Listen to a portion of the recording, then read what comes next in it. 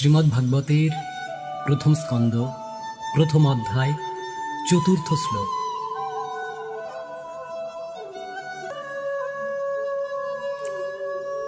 নৈমিষে অনৈমিষ ক্ষেত্রে ঋষয়ঃ শৈনকাদয়ঃ শত্রং স্বর্গায় লোকায় সহস্রশমমাশত।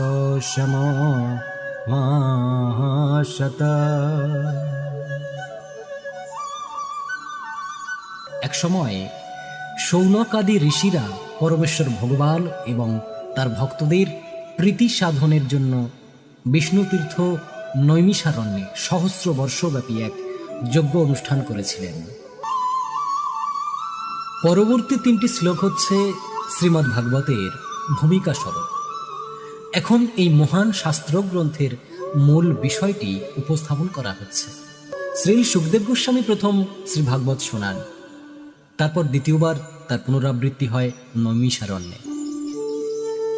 বায়বীয় তন্ত্রে উল্লেখ রয়েছে যে এই ব্রহ্মাণ্ডের কারিগর ব্রহ্মা একটি বিশাল চাকার কথা চিন্তা করেছিলেন, যা এই ব্রহ্মাণ্ডকে পরিবেষ্টন করে থাকবে। সেই বিশাল চক্রের কেন্দ্রটি নৈমিষারণ্য নামক একটি বিশেষ স্থানে রয়েছে। তেমনি বরাহ পুরাণেও নৈমিষারণ্য উল্লেখ রয়েছে।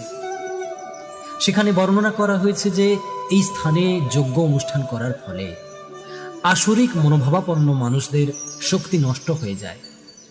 ব্রাহ্মণেরা এই ধরনের যজ্ঞ অনুষ্ঠানের জন্য নৈমিষারণ্যকে পছন্দ করেন। ভগবান শ্রী বিষ্ণুর ভক্তরা তার প্রীতি সাধনের জন্য নানা রকম যজ্ঞ অনুষ্ঠান করেন। ভগবানের ভক্ত নিরন্তর ভগবানের সেবা করতে চান, কিন্তু যারা অত্যন্ত অধপতিত তারা জড়জাগতিক সুখ ভোগের প্রতি আসক্ত। ভগবদ্গীতায় বলা হয়েছে যে ভগবান শ্রী বিষ্ণুর প্রীতি সাধন ব্যতীত জড়জাগতিক স্তরে যে কাজই করা হোক না কেন, তার ফলে অনুষ্ঠানকারীর বন্ধনই কেবল বৃদ্ধি পায়। তাই নির্দেশ দেয়া হয়েছে যে সমস্ত কর্মই যেন ভগবান শ্রী বিষ্ণু এবং তার ভক্তদের সন্তুষ্টি বিধানের জন্যই সাধিত হয়। তার ফলে সকলের শান্তি এবং সমৃদ্ধি লাভ হয়। মহান ঋষিরা সর্বদাই জনসাধারণের মঙ্গল সাধনের জন্য উৎকণ্ঠিত থাকেন এবং শৌনক আদি ঋষিরাও এই নৈমিষারণ্যে সমবেত হয়েছিলেন এক মহান এবং দীর্ঘকালব্যাপী যজ্ঞ অনুষ্ঠান করার জন্য। আত্মবিস্মৃত মানুষেরা শান্তি এবং সমৃদ্ধি লাভের যথার্থ পন্থা সম্বন্ধে অবগত নয়, কিন্তু ঋষিরা সেই পন্থাটি সম্বন্ধে অত্যন্ত সুষ্ঠুভাবে অবগত এবং তাই সমস্ত মানুষের মঙ্গল সাধনের জন্য তারা সর্বদাই সেই সমস্ত কর্ম করতে উৎকণ্ঠিত থাকেন, যার ফলে জগতে শান্তি স্থাপিত হয়। তারা সমস্ত জীবের যথার্থ সুহৃদ এবং তাদের ব্যক্তিগত অনেক অসুবিধা হলেও তারা সর্বদাই পরমেশ্বর ভগবানের সেবায় এবং জনসাধারণের মঙ্গল সাধনে যুক্ত থাকেন। শ্রী বিষ্ণু হচ্ছেন একটি বিশাল বৃক্ষের মতো এবং অন্য সকলে স্বর্গের দেবতা, মানুষ, সিদ্ধ, চারণ, বিদ্যাধর এবং অন্য সমস্ত জীবেরা হচ্ছে সেই বৃক্ষটির শাখা প্রশাখা এবং পত্রস্বরূপ।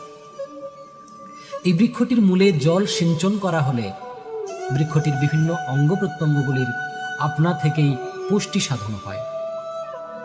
কিন্তু যে সমস্ত শাখা প্রশাখা এবং পত্রমূল গাছটি থেকে বিচ্যুত, তারাই কেবল অতৃপ্ত থাকে।